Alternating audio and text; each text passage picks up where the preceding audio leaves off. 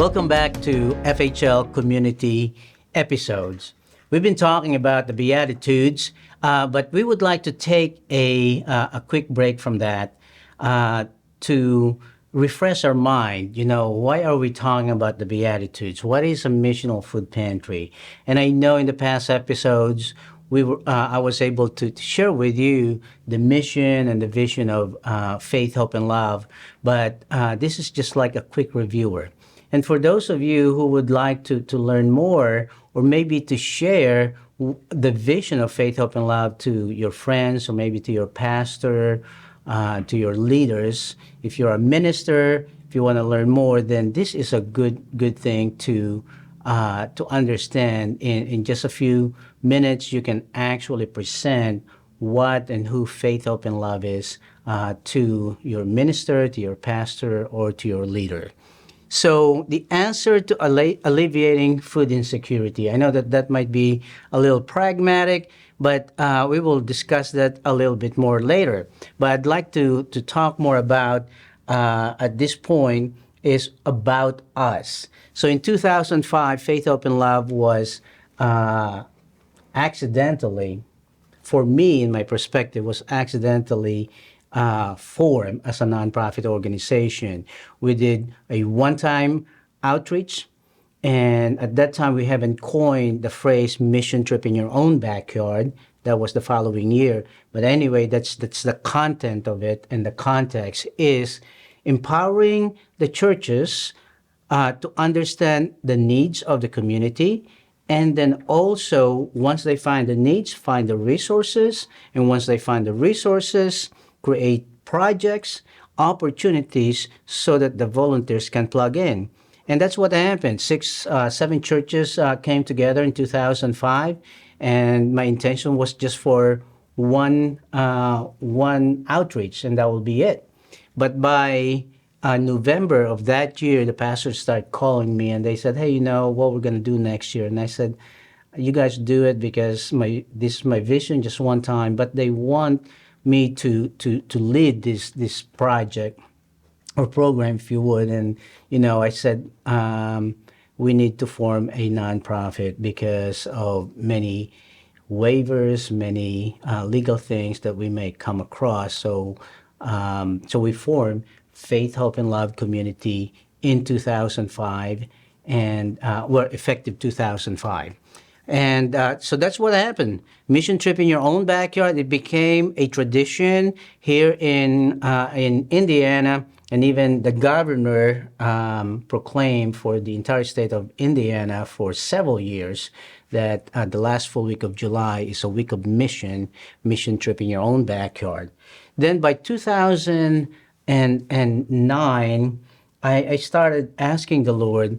I said, thank you for allowing me to express my vision, and it grew in central Indiana. We had 1,200 volunteers, not working for just 1 hour, but working for the entire week, just like you're going in a mission. And they invest their own money, so it became so big. But what I observed was that I was the one who's pushing it to make it happen. I have to do the marketing. I have to call the pastors again, and it depended on me and also on our organization. So what I'm looking for now, at that time in 2009, is that, Lord, how can this mission become sustainable mission, a mission, a lifestyle of mission? And that's when we started thinking about giving away food to people. And then that grew also, from the street corners to the parking lot to the school system and then to the churches. And then once it gets to the churches, we start praying for people. People get saved, get healed. And there was one pastor in 2010, 2009, and asked me to teach them how to do this missional approach to alleviating physical hunger. And we put together the training manual. So now we are now called Missional Food Pantry. The difference is that it's more on a mission that focuses on training and empowering local communities. So what is the problem right now? Okay, so we're just going to go straight forward, and this is from our perspective. The current system, it emphasizes on producing more food so that you can give more food. And nothing wrong with that. Yes, essential. Essential is food, but without people, how can you give away food? Without people, how you can actually implement the things that make people more to live a sustainable life? Without people, how can we actually move from transactional to relational to transformation? And then also, there are many untrained volunteers. So now that you have people, but many of them are untrained. In the business world, the most successful businesses are the businesses who have trained, qualified, educated, empowered employees. So they spend thousands, millions of dollars for the training. Now we have a lot of coaches now out there because people want to do better for themselves. But somehow our nonprofit organization hasn't catch up yet on that. We need to train our food pantry so that they can understand that food insecurity could be just a symptom of being food insecure. It could be lack of education. It could be addiction counseling. It could be relationship. It could be, financial literacy and many more. Another thing is the measurement of our success. Currently, the measurement of success is output versus outcome. What does that mean? That means that output is more on the achievement, output is more on the transaction rather than transformational thing or the outcome. Output is measured by numbers, by how much food we have given away, how many people we serve, how long the lines are, which is okay. But at the same time, if you focus on that, if our success is saying, hey, we have served 500 people this year, we want to serve 1,000 people this year in the same locality. That means that locality, that local region is really not progressive and maybe actually regressing because, it becomes more of just like, here's the free food. And then at one point, we may even enable people instead of empowering people. So that's the difference between output and outcome. Now, also record keeping. In many food pantries, yes, we gather records, we have registration forms, but at the same time, those registrations are just stayed in the filing cabinet and not being used. So with the record keeping is also the analysis so that we can be more informed as far as, the demographics of whom we serve. So we become a little bit granular as far as receiving the data, because again, if we understand the symptoms, and the symptom could be again many different ways, but once we gather those data, we have now data-driven decision making and analysis that really makes sense, and also that hopefully can help people live a more sustainable lifestyle. And on-time accuracy and automation. So it's been our experience that 70% of all the food pantries are in churches. Pastors know it. Pastors know that the importance of data, but that's not their priority, right?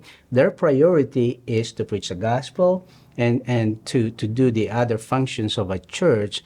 And that might be the last thing that they want to do is the reporting, the data gathering, and everything, but they know it's important. So now we're creating a software that's going to produce the report that's needed in order for us to be more effective and efficient in doing food pantry. So what's the solution? Solution is missional food pantry. And that's not just me. Missional is being involved, being engaged, being encouraged, not just the food pantry volunteers, but the entire community. Because, if we don't educate our volunteers, and educate the recipients and educate the sponsors or the entire community, it's going to be hard to actually go to the roots of the problem. Because, some people or some businesses may want to help, but they don't know how they could help. Some churches may say, hey, I didn't know that I can send some of my parishioners or members to the food pantry. So we need to educate them of the needs and the resources, and also how we can put this together in a package that's simple and people can plug in, people can receive. So educating is very important, and that's what missional is. It's a food pantry by the community for the community. And of course, educating means training. So again, behind successful businesses are trained employees, and so the same thing as with nonprofits. The nonprofits that are most effective, efficient, and successful are the ones who have leaders who are informed, and also the volunteers who are in the front line that are informed and empowered. Healthy food deliveries. This is another solution that we were talking about, food justice. There's a term now called nutrition justice. So not just food justice, not just giving food to people, but actually nutritionally sound food to be given to people. So Faith, Hope, and Love created this program now, which is called Food Insecurity Improvement for dietary specification, FIIDS feeds, and we partner with a healthcare organization. They identify that type 2 diabetic individuals, and because they cannot go to the food pantry, we actually deliver the nutritionally sound food for them. So that is food justice and healthy food deliveries that we are adding into the system. Another thing is innovative reporting, and I touched base on this earlier. We're creating a software now that will be timely, that will be more accurate rather than people, entering the data. There's still data to be inputted, but there will be less time and more efficient and timely once we create this software. So our program is unique. As far as I know, we are the only program that provide a comprehensive training course, not just in operation, capacity building, but also transformational things. Because again, we can become so good in the system, we can become so good in giving food and doing the data that we miss the most important thing are people. So how can we actually help them by finding out their deeper needs of education and maybe an encounter with God? And we are first in the market, innovatively designed, here in United States. Of course, there are some training out there how to start a food pantry, but most of them, again, are operational. But on this one, it's not just training, operational, also because 70% of all the food pantries are in churches. The spiritual aspect, the emotional aspect. So basically, the entire thing, we would like to reach out for them. Not that we have all the answers, but once we find out the answers, we can, or the problems and challenges, then we can send them or refer them to the experts in the field, such as drug addiction counseling or whatever. And tested, we have been training food pantries since 2009. Up to this point, we have trained over 60 different food pantries from central Indiana to northern Indiana, and soon we will branch out in the entire Midwest. And hopefully, God willing, in the entire United States, once we create this automation, but at the same time, this training that it's a holistic training that we serve people not just with food, but also come alongside them in their life, the way where we can do it. And then it's authentic, designed with the help of local food pantries, inputs from food banks, and endorsed by many sectors of our society, such as Feeding America. So we have been working with many different organizations, churches, businesses, the government. We have the support of the government here. And so what's the benefits? Benefits is educating the volunteers and the community. I touched base a little bit about that, but again, in any establishments, education is very important. Now, we not just the education, but also the wisdom, right? There's difference between knowledge and wisdom. As far as I know, Wisdom is applied knowledge, because knowledge alone is good, but if we don't apply it, in many different situations, then it's just become a knowledge. But wisdom is applied knowledge. That means that we have the experience for many years, we have the data, we have the trainers, we have consultants whom we hire and teach us, and we have again the school of hard knocks, right? We have been there, since 2009, understanding and going through the fire, and to understand what's going on in food pantry and how we can really not just streamline but actually become more effective and efficient. Also, I don't know if you heard about upstream thinking. There was a good analogy on this, and I wrote a parable based on the upstream thinking. Basically, there was this individual who go by the river, right, every day, and every day he saw people drowning there, and then he will pluck the people out and help them.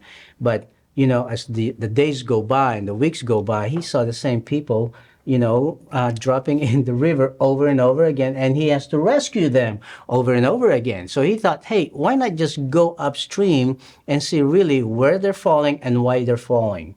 So now he found the problem, and then he put a fence in, by the river where they're falling, and then now, less people or no people are falling there anyway. That's the same thing as with upstream thinking with faith, hope, and love, is that let's look at the symptom. You don't put the same bandage on the same wound over and over again, or maybe different bandage over.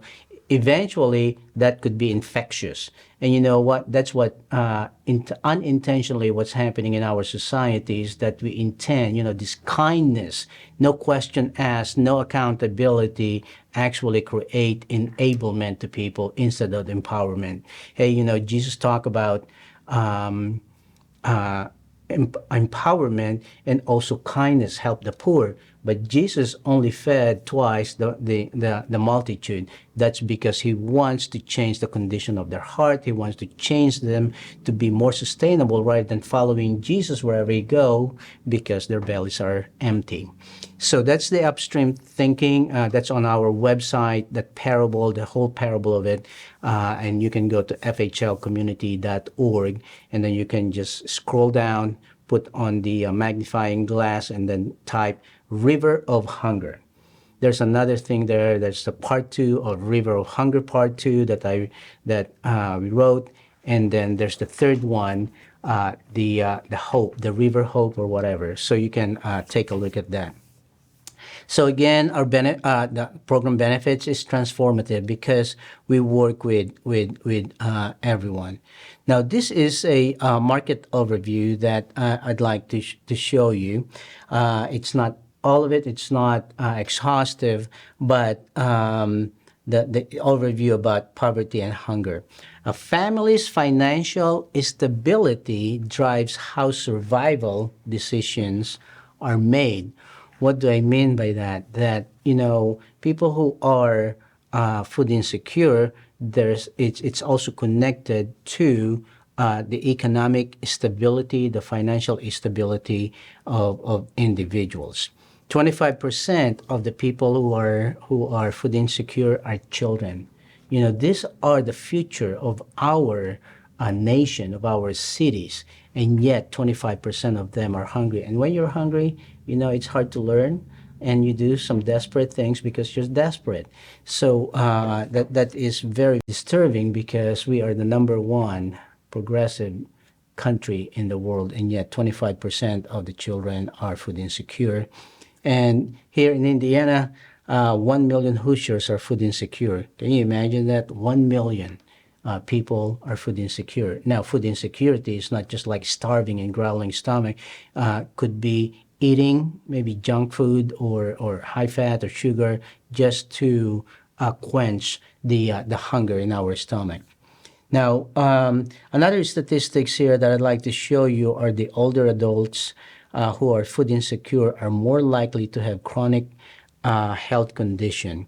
So it shows 200% more likely to experience depression. Nowadays, this is a big thing. It's not just the elderly, but also the entire society are going through depression because of this quarantine and isolation and things. But for elderly, I have elderly parents myself, and I can see that, being unable to help themselves get out of the bed or get out of the room, and they see the same people over and over again, the same four walls. Now, it doesn't matter whether you're old or not, you're going to be depressed. That's the way of your life. So, but how can we help them, and then another thing is the limitations in activity. I mentioned that congested heart failure and also asthma. Now, another thing here is the seniors. So we were talking about older adults. Now we're talking about food insecure seniors are more likely to have chronic health, higher percentage in the depression, asthma, diabetes, congestive heart failure, and heart attack. So why are we talking about this? Because again, people are looking to healthcare providers or to volunteers or to nonprofit organizations, to the servant leaders beyond food. Maybe the food justice, that providing them the right food so that they can get away from or move from having chronic disease if they eat better. At the same time, emotionally, in the process of giving food, how can we help them identify their deeper needs? And maybe we can connect those who are depressed, connect those who have physical, just like type 2 diabetes, connect them with other resources that our community provide. So now that's just a short snapshot of what faith, hope, and love is. So this is for you so that you can understand why are we spending so much time in training, talking about the Beatitudes, talking about values and beliefs and culture and justice and all of this. That's because we will meet people at the food pantry from all aspects of those things. We will meet people who are successful. We will meet people who have chronic disease, who are depressed. We will meet people who's probably would be able to help us in our own issues, in our own lives. So with this holistic approach, with the missional approach, educating and training and encouraging the entire community to work together, because not one organization can do it all. And if we can educate, share what our knowledge, share our wisdom, our experience with others, we'll be able to alleviate hunger beyond just giving away food.